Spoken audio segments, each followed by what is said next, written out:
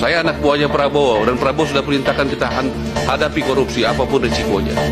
Berani bermain-main, pasti kami beresin. Jangankan pengamat, pegawai sendiri aku pecat. Padahal dia anakku, anak kandungku, harus saya pecat. Apalagi pengamat masuk bermain-main, mau korupsi di pertanian, aku beresin. Jangan main-main dengan Menteri Keuangan. Kalau main-main lagi, gue sikat.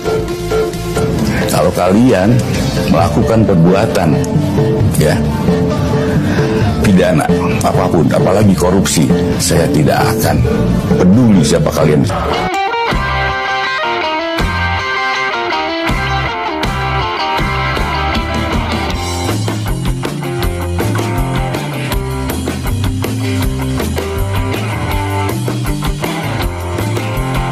Selama 15 tahun terakhir, namanya mungkin tidak selalu di halaman depan.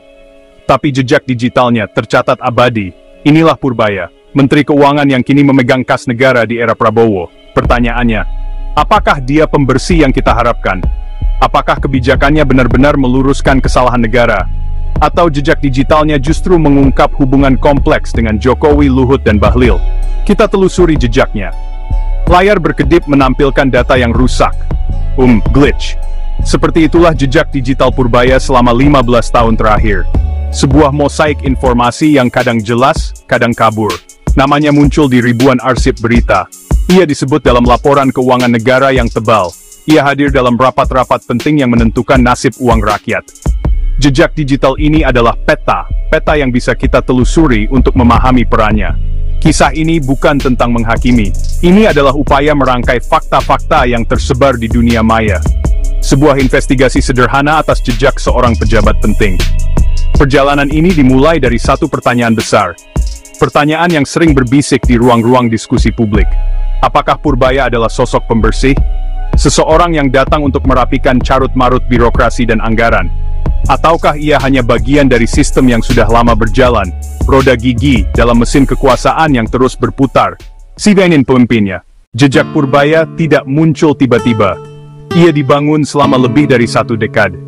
Mari kita tarik garis waktu singkat untuk melihat perjalanannya. Di awal kariernya sekitar 15 tahun lalu, namanya mulai dikenal di lingkungan kebijakan fiskal. Ia sering dikutip media sebagai seorang ekonom. Pandangannya fokus pada pentingnya disiplin anggaran dan efisiensi belanja negara. Jejak digital dari masa ini menunjukkan citra seorang teknokrat, seseorang yang berbicara dengan bahasa angka dan data. Ia belum menjadi figur sentral, namun fondasinya sudah mulai terbangun di kalangan para pembuat kebijakan. Memasuki era pemerintahan Jokowi, peran Purbaya menjadi lebih signifikan. Ia menduduki beberapa posisi strategis di lembaga-lembaga yang berkaitan dengan ekonomi dan investasi. Arsip berita dari periode ini mencatat keterlibatannya dalam negosiasi utang luar negeri. Namanya juga muncul dalam diskusi tentang reformasi perpajakan. Ia menjadi salah satu arsitek kebijakan yang dipercaya untuk menjaga stabilitas makroekonomi.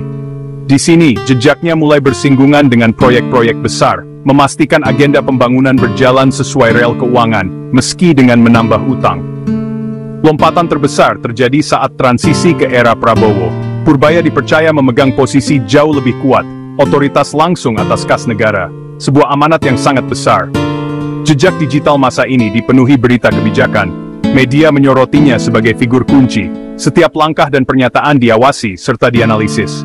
Dari garis waktu ini tampak pola, dari ahli teknis menjadi pemain kunci di pusat kekuasaan, dari pemberi masukan menjadi pengambil keputusan. Era Prabowo dimulai dengan sebuah janji besar, memberantas kebocoran anggaran dan praktik korupsi.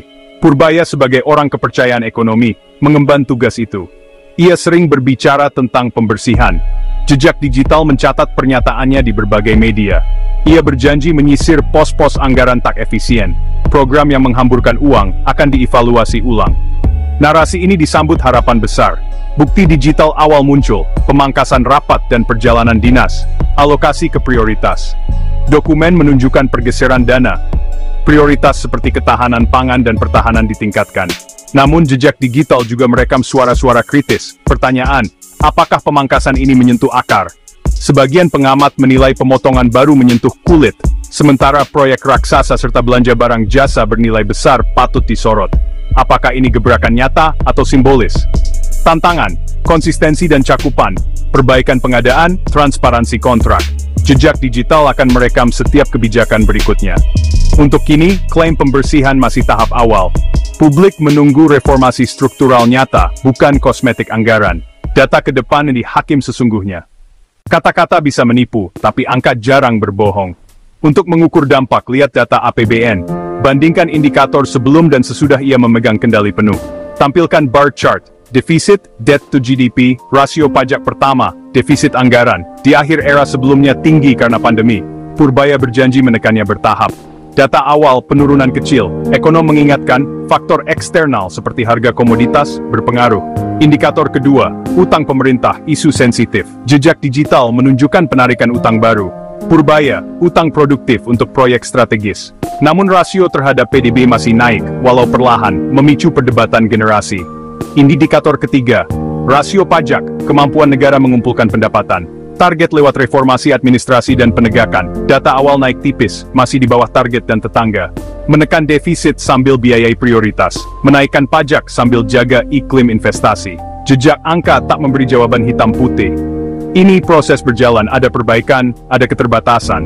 Kebijakan Purbaya seperti menyeimbangkan perahu di badai. Untuk memahami langkah Purbaya hari ini, kita tidak bisa mengabaikan jejaknya di masa lalu.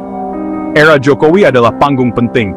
Arsip menunjukkan ia kerap hadir dalam lingkaran kekuasaan, rapat-rapat terbatas di istana. Ia memberi masukan fiskal krusial, termasuk kebijakan stimulus triliunan rupiah.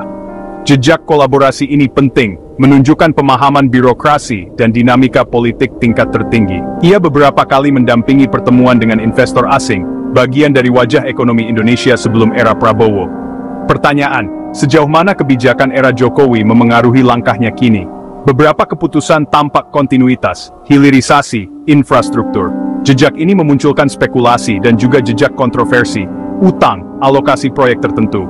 Saat skandal mencuat, namanya tak terseret langsung, namun sebagai tim ekonomi, ada tanggung jawab kolektif. Jejak digital mengingatkan, kedekatannya dengan pusat kekuasaan era lalu adalah fakta sejarah yang membentuk cara pandang dan mungkin cara kerjanya. Itulah konteks penting membaca kebijakan hari ini. Berikutnya, segitiga Purbaya, Luhut, Bahlil. Jika menggambar peta kekuasaan hari ini, tiga nama sering tersambung, Purbaya, Luhut Binsar Panjaitan, Bahlil Lahadalia. Purbaya mengendalikan anggaran, Luhut berkoordinasi luas, Bahlil gerbang modal asing, membentuk segitiga pengaruh. Hilirisasi nikel, pembangunan IKN, nama mereka berulang di laporan media. Sinergi tampak positif, koordinasi solid. Namun konsentrasi pada segelintir orang munculkan tanya soal transparansi dan potensi konflik kepentingan. Media independen LSM menyoroti proses tender. Dokumen publik kadang menunjukkan keterkaitan, alarm awal pengawasan. Pertanyaan, apakah Purbaya murni bendahara profesional, atau turut bermain di lobi dan negosiasi? Jejak digital belum memberi jawaban pasti. Yang jelas, kewenangan menyetujui atau menolak alokasi ada padanya. Ini ujian transparansi dan akuntabilitas tertinggi. Ketegasan memastikan tiap rupiah terang benderang akan menentukan integritasnya di tengah segitiga pengaruh. Karena itu, kita perlu membaca data secara kritis. Jejak digital bukan vonis pengadilan, ia kumpulan petunjuk. Arsip berita, dokumen resmi, data anggaran, pernyataan publik. Harus dibaca kritis dan diperiksa silang. Data bisa diinterpretasi berbeda. Saat utang naik, untuk apa? Bagaimana banding pertumbuhan? Apakah aman? Kedekatan pejabat pengusaha bukan bukti korupsi. Perlu bukti aliran dana ilegal atau penyalahgunaan wewenang. Setelah menelusuri 15 tahun, tampak dua wajah, reformis teknis yang bicara efisiensi, dan pemain politik pragmatis yang nyaman dalam segitiga pengaruh. Dualisme ini nyata di jejak digitalnya. Perbaikan dan kompromi berjalan beriring. Setiap angka, rapat dan foto adalah kepingan puzzle gambaran lebih besar.